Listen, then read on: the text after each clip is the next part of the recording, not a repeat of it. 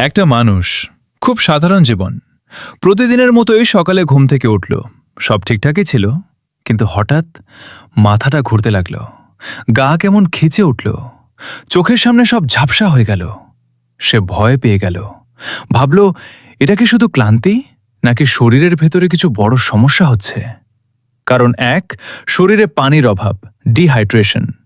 গরমে আমরা অনেক সময় পানি কম খাই, ফলাফল রক্তচাপ কমে যায়, মাথা ঘোরে, চোখে অন্ধকার দেখা দেয়। শরীর তখন সিগন্যাল দেয় আমাকে পানি দাও। কারণ দুই, হঠাৎ রক্তচাপ কমে যাওয়া, লো প্রেশার। দাঁড়ানো বা হঠাৎ উঠে দাঁড়ালে মাথা ঝিমঝিম করে। এটা অনেক সময় হয় যখন শরীর দুর্বল থাকে। কারণ তিন, রক্তে শর্করা কমে যাওয়া।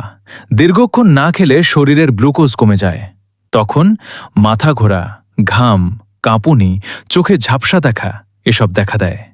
কারণ চার, অতিরিক্ত টেনশন বা দুশ্চিন্তা। মনের চাপ সরাসরি শরীরে প্রভাব ফেলে। অনেক সময় প্যানিক অ্যাটাক হলে এমন অনুভূতি হয়, মনে হয় সব ঘুরছে, শরীর নিয়ন্ত্রণে নেই। কারণ পাঁচ, ভিটামিন বা রক্ত স্বল্পতা, অ্যানিমিয়া। শরীরে রক্ত কম থাকলে অক্সিজেন কম পৌঁছায়, ফল মাথা ঘোরা, দুর্বলতা, চোখে ঝাপসা দেখা। কারণ ছয়, স্নায়ুর সমস্যা বা খিঁচুনি, যেমন এপিলেপসি। কিছু ক্ষেত্রে হঠাৎ খিঁচুনি বা শরীর কাঁপা হতে পারে। এটা হলে অবশ্যই ডাক্তারের পরামর্শ নেওয়া জরুরি।